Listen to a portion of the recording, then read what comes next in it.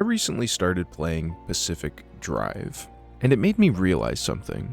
The gameplay can be the weakest part of the games that we play. Let me explain. Pacific Drive has to have one of the best openings in a game that I've played in recent memory. The sense of unease as you begin driving your car through the hills, the mystery as you get sucked into the exclusion zone and begin exploring it, when you start seeing anomalies, realizing that the car that is going to save you may also be something that is going to hurt you. There's just so much going on that you are immediately hooked. And then you start actually playing the game and quickly realize that the gameplay sucks. This might sound over-reductive, but genuinely it feels like you're just driving around collecting materials. It's just one of those games. Collect more materials to build more things, to collect more materials to build more things. And if you took the mystery, that urge to discover more about what's going on, away from the game, I find it hard to believe that many players would want to keep playing it. I don't think we give games enough credit for all the things they do not related to gameplay. Don't hear this intro and think that I'm saying games with bad gameplay or tedious gameplay or repetitive gameplay are bad. When I was thinking about this, the games that came to mind next, as far as games with great atmosphere or narratives or worlds to explore that keep you invested in spite of their gameplay, I couldn't help but think of pretty much every Bethesda game. And still I would call Oblivion one of my top 10 games of all time. Games can do so much more than just be fun to play. It feels like in the last decade or so, there's been a huge explosion in the narrative exploration of games, with genres such as visual novels becoming hugely popular. Last week I put out a video on 1000 Times Resist, a game with no gameplay. The gameplay is you run around this area that honestly was such a maze. I never knew where I was always getting lost. I actually hated the gameplay of 1000 Times Resist, but the story, the mystery of what was going on, wanting to learn more about the characters, made me not even really care about that. I wanted to keep playing. I wanted to see what happened next. Good stories, good atmosphere can carry tedious, bad, or even arguably no gameplay. And I don't even really fault games for this. Think about it. There are so many games that last 20, 30, 80 hours. To me, it's harder to believe that the gameplay wouldn't get stale and repetitive over such a long runtime. You can only do the same thing for so long before you get tired of it, before you want to experience something else. And so to me, it makes total sense that games would start focusing more on the narrative, the atmosphere, to keep you invested, to keep you wanting to continue when maybe the gameplay stops holding your interest.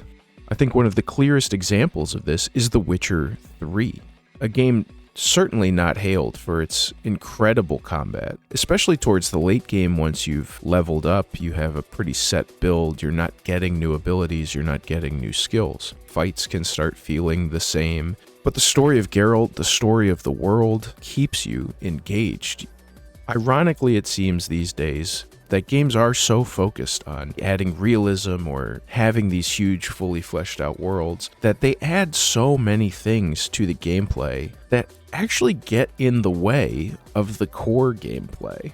There's so many little resources scattered across the map, or RPGs, it's so common to have brawling dungeons with many dead ends, but at the end of that dead end, there's a treasure chest or something, and our OCD prevents us from not going down that path. We have to explore every nook and crevice of these dungeons, even knowing that 99% of the time, whatever's in that chest doesn't matter. You're going to see it, you're going to get the notification, and then it's going to sit in your inventory for the next 50 hours while you play the game. But then when these games don't have that stuff, people get upset because the game doesn't have enough features or whatever. But I think this adds to this overall feeling of burnout that you get when playing some of these longer games that aren't purely focused on the gameplay. And then, of course, there's the games that do focus on the gameplay, and they focus on it almost to a fault. For all the problems I had with Doom: The Dark Ages, the gameplay itself was clean. I didn't necessarily vibe with it as much, but it wasn't bad. It was well tuned for what they wanted that game to be. And even that could get stale if the game goes on long enough, and Dark Ages was a longer game, but I don't think there's any two encounters with the same combinations of demons for you to fight. And so each fight that you go into, especially on the higher difficulties, does require a lot of trial and error. Which guy do I have to focus down first? Who can I leave up or ignore for the beginning as you try and figure out how to get through that encounter? This moment-to-moment variance stops the game from getting stale, and really is what helped me see that game through to the end. Souls games as well. Yes, I know some of you really love the lore in these games, but 90% of people, I promise you, are not looking forward to the next Dark Souls because of the lore. They're looking forward to it because of the gameplay. These are games completely made for the gameplay. These games stay fresh thanks to new enemies being introduced with constantly evolving or changing movesets. You never really know how a fight's gonna go. And if you're not on top of your game, if you're not focused, even an enemy that you fought and killed 100 times before can get the better of you. You cannot get complacent playing these games. You cannot let it become tedium. You have to stay engaged with it. And then, of course, the bosses. Each new boss is some huge, challenging spike in difficulty as you have to learn their movesets, their attack patterns, in order to overcome them. I talked about it a lot as well in my Metroidvania video, but these are some of the purest games when it comes to gameplay. Yes, they have stories, but the reason I love Metroidvania so much is most of them very well pace out the new unlocks, the new traversal mechanics, the new combat mechanics. I think it's so important to expand your playable character's skills or arsenal at a good pace. If there's too much time between these unlocks, then you risk the player getting too comfortable with what they already have and not experimenting with what you're giving them, leading to that feeling of burnout.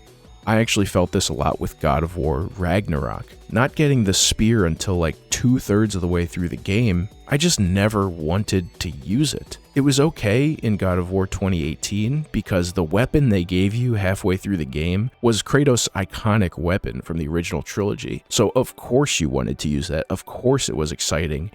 But without having that in Ragnarok, it just made it a weapon that I wasn't really excited to try out. I wasn't excited to figure out the best way to use it, and so it was underutilized. So much goes into games these days. And I think in an attempt to please everyone or have everything, games ultimately lose out on what make them special. It's okay if you don't have the best gameplay because your game is more focused on atmosphere or telling a story. And it's okay if your game doesn't have the best story if you're really just focused on delivering a pure gameplay experience. And when you think about it, when you really over-reduce some of the games, very few games carry themselves based on just their gameplay alone. A lot of what we love about games are those additional parts, the story, the narrative, the world, the characters. More often than not, I find myself getting bored of the actual gameplay by the time I get to their ends. And yet, I still love those games. But that's, to me, the joy of games. Every game is different. Every game does bring something unique to the table. And not every game is necessarily the most fun to play, and yet I still want to play them. I want to keep playing Pacific Drive, even though I find its collecting and base building fairly tedious. I am so intrigued by the world and discovering more about this zone and these anomalies that I'm going to continue playing it, at least for now. What do you think? Do games need great gameplay for them to be worthwhile? Let me know in the comments down below. What are some of your favorite games from a gameplay perspective? What are some of your favorite games that have bad gameplay but you still enjoyed playing them? I'd like to hear it. If you liked the video, be sure to hit the like button, consider subscribing to the channel, and I will see you all with the next video.